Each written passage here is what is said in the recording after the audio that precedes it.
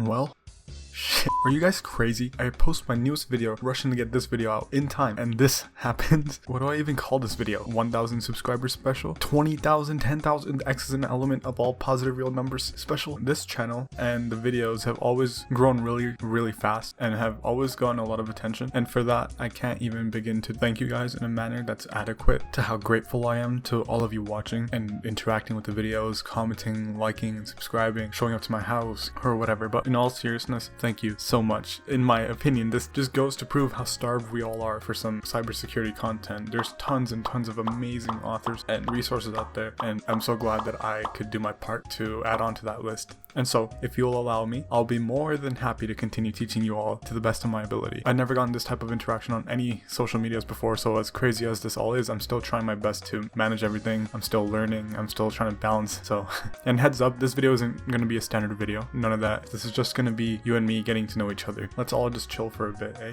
Another thing as well, thank you to every single person that's boosted the server. Your contribution to allowing our server, to be the best that it can be is so incredibly generous of you all, and we appreciate it so much at the Academy. Thank you. The malware part 2 video, the process injections video, is going to be coming out soon, so it's not, just relax, it will be there. Just in the meantime, I would encourage you guys to go do some extra reading. Remember, I have a blog post and you can just read through that and follow the references on everything that I post to get some more understanding. Oh, and I heard you guys, by the way, a lot of you guys were bitching about the white background, so we're finally going to change it, but because you guys were bitching so hard, think fast, chuckle nuts. So from this video onwards, darker background. Without further ado, let's get to the questions. Will you make a video about reverse engineering? So I've already answered this, but yeah, as you know, the current lore of this channel is that I have a backlog of series that I love to create. Reverse engineering has always been an interest of mine, and 100% it's something that I'm planning for the future, you know, once I get everything else out. Thank you for the question. What is your opinion on people who eat crow? I beg your pardon? People who eat crow? Why? They don't even look that appetizing. They just look like birds that have been dipped in black pepper and soy sauce. I completely understand. Never mind, guys. I have 3 questions. First, okay, don't 3 questions. What do you hate about cybersecurity? What's the coolest / strangest things you've come across in the field so far? And can you upload more consistently, you godforsaken orange man? Okay, well, what do I hate about cybersecurity? I really don't know where to begin. Like, I've been waiting for someone to ask me this question, and I always thought that I would have an answer, but honestly the first thing that comes to mind is the elitism. I know every field has its elitists, but I don't know what it is about the technology sector of study, especially in cybersecurity, that generates such egotistical, snotty little nerds that get so pressed over the littlest things. I don't know if they forgot their roots and how they were probably asking the same questions once that they're ridiculing now, but it's so annoying to see it take place. These people hyper-analyze everything you say, and if they find one idiosyncrasy, one syntactical kink in an otherwise perfectly okay sentence, they'll latch onto it, and that becomes like their entire personality from that moment onwards. I don't know, man. Like, I personally haven't come into contact with a lot of these types of people, but I see it happen everywhere. And like, if I'm this annoyed at it, I can't even imagine the person receiving it, how they feel. It sucks to see people shitting on each other for the littlest things. Some people will shit on you for using a library. Some people will shit on you for not using a library. People in this field and in general, honestly, take themselves way too seriously. Oh, and bug bounties, obviously. What is the coolest, strangest thing that you've come across in the field so far? So I simply cannot name every cool thing that I've come across so far, and otherwise this video would receive a world record for the longest concurrent piece of media in existence. So instead I will talk about the most recent cool thing that I've discovered or come across. There was this thing called the Malak Maleficarum, and it's this super cool, or at least it was to me, manifesto on glibc or glibc on how to attack it, and it's laid out so beautifully and so perfectly strange, and for some reason it reminds me of like the Ogma Infinium from Skyrim because of the name, which I did a complete breakdown in my blog because, you know, so go check that out. And yeah, so that's the strangest. The coolest thing I've personally done in hacking recently is using one of those techniques mentioned from the Malak Maleficarum, the House of Force specifically, where we basically overflow the top chunk of an allocated heap chunk. We set it to such a big value that eventually our payload wraps back around, and then wrapping back around, we can arbitrarily overwrite our target of our choosing or something like that. But that's not all. It was taking the step further, and you could actually overflow a malloc hook. After hijacking the malloc hook, I put the address of system from libc in place of the malloc hook and then supplied it a simple shell argument, and from that you could turn that arbitrary overwrite into a full-fledged remote code execution, and it was the coolest thing I've done so far. And obviously there will be a video about this eventually, but for now you can check out my blog post on it, or even better, buy the course where I'm actually learning all this stuff. This isn't sponsored, by the way. I just love this course, and I love the dude that's teaching it. Max Campers is the GOAT. I'd 100% recommend it to everybody. Last question, can you upload more, you godforsaken orange? Excuse me? Can you tell us about your education? Is getting a uni degree worth it? Do you use Hack the Box? If so, what is your rank? Greetings from Greece. Well, thank you so much for commenting, Varus. I am a college dropout. Okay, next question. Just messing with you. I used to be in school for physics, but as someone who's always had like a fascination with technology and computers, breaking things to try to understand how they work, or just seeing if I could break something, I found that I was drawn more towards ethical hacking. I had to like make the choice between finishing something that I didn't really have my entire heart in, or start fresh with something that did, and obviously I chose the latter. Since dropping out, I've just been self-taught pretty much. I don't really use Hack the Box anymore, although I am about to try out the pro labs and maybe like do all of them if I can, or try to at least do as many of them as I can. I used to use Try Hack Me primarily, and so much so that I actually reached 4th in Canada at one point, and I was like 100 something global, which was a huge accomplishment of mine. Like, I'm still proud of myself for that. And to answer your other question, is a university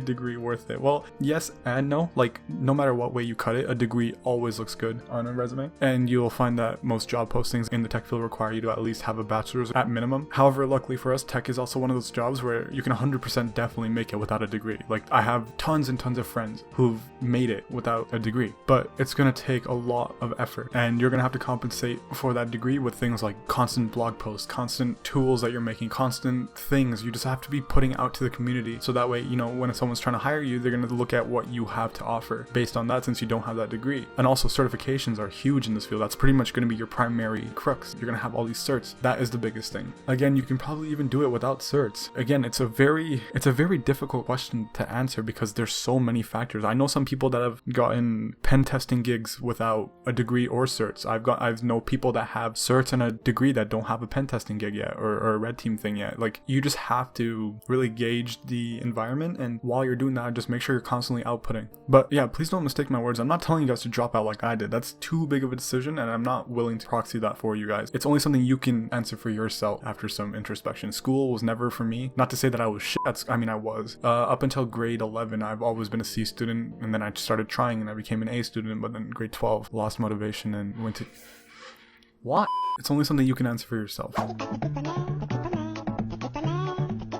I like the mascot. How do you produce this entertaining content? Well, thank you for calling this complete post of a channel entertaining content. The mascot, I'm glad you asked this. I've been wanting to break some people's hearts.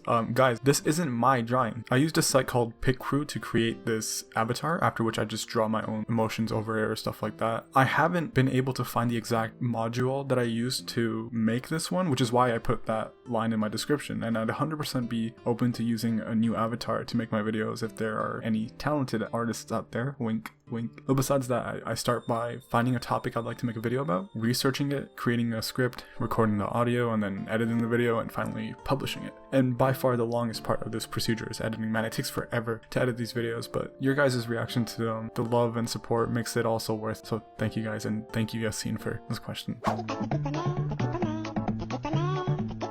What do you think is the correct path to get into hacking in general? Hey, Mr. Loop.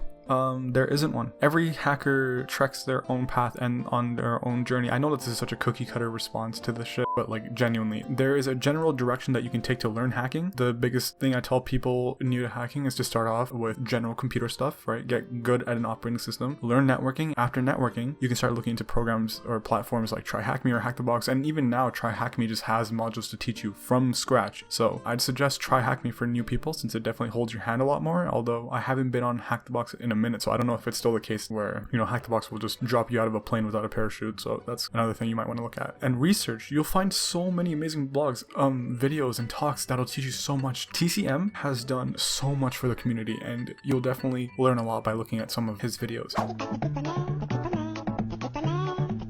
Can you do a setup tour? Yes.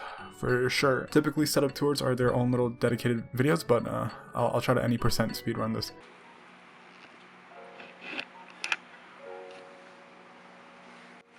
Yeah, it's in my room. I got like Funko Pops, like fucking like.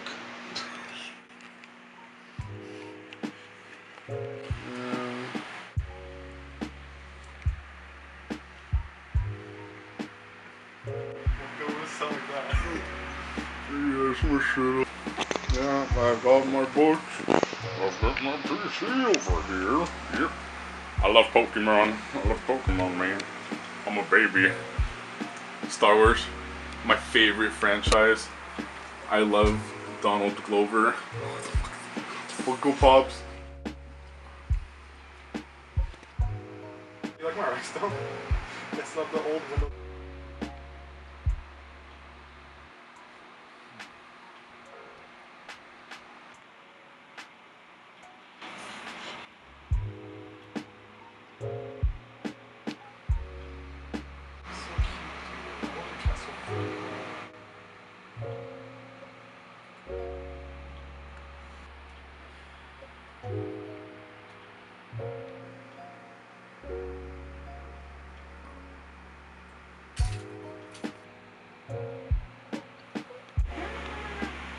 That's my goddamn headphones. I swear to God, if you chew it, I'll launch you.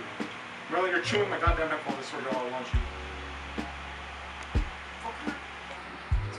Does it feel like annoying programmer?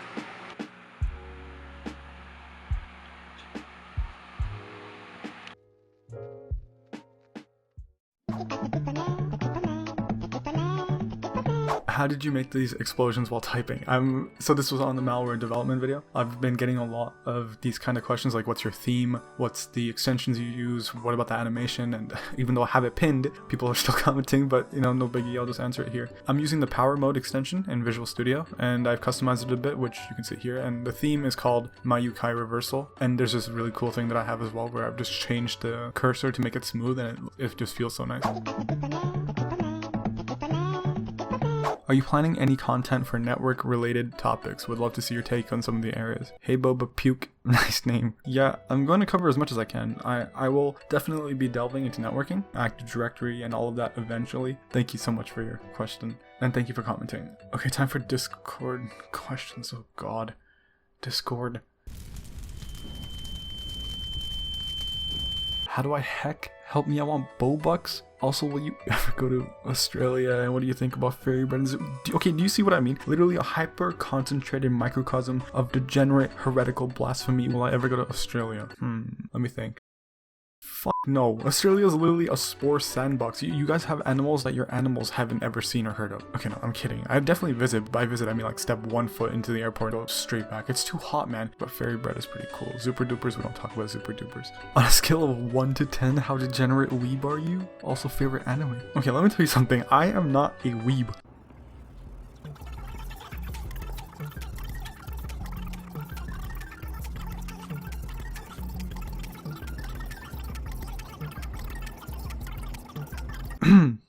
Like I was saying, I am not a weeb.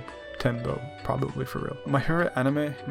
Okay, like, I don't know. I have a list of shit that I need to be caught up on, but I've been so engulfed in all this stuff. I haven't really gotten the time. Serial Experiments was really good, except it was like a dementia anime. Dead Man Wonderland was cool too, but it got nuked because of the whole studio shutting down thing, and honestly, I don't think I have a favorite one, but I might start watching Steins Gate, and I've heard nothing but good things about that, so that might take the cake. Thanks, Peppy, and congrats on the channel growth, brother. Next question. Skelly is asking me why I'm like this. I don't fucking know. Next question. Where do you live? In your walls. Oh wait, I have to answer in DMs. Okay. In your walls. What or who inspired you to start coding and programming and get serious with your cybersecurity journey? Thank you for the great question, Arwen. Honestly, I've just always been interested in finding out how things work. I'd break things just to see if I could break them as a kid. But a long time ago, I was visiting family in central Canada, and me and my cousin were talking about video games, and specifically Arkham Knight. It was about to come out on the PS4, and me and him both were thinking about how cool it would be to 100% that game. And then we opened up our laptop, and we saw this post for something called Capture the Flags. We saw what that was. And in an entire game where you could like hack something completely legally and potentially win some prizes. Me and him were always fond of things like Anonymous and the typical Hollywood hacking hacktivist shit. We always found that interesting, and so we immediately vowed that when we go home, we'll learn as much as we can about hacking and one day play in a CTF together. So that intense yearning to actually become a hacker, you know, rather than pretending to be one, because I used to be just a kid that would run netstat in a computer lab and trick his friends and, you know, color A obviously. So that was a huge part of that initial motivation. But for right now, because this field will make you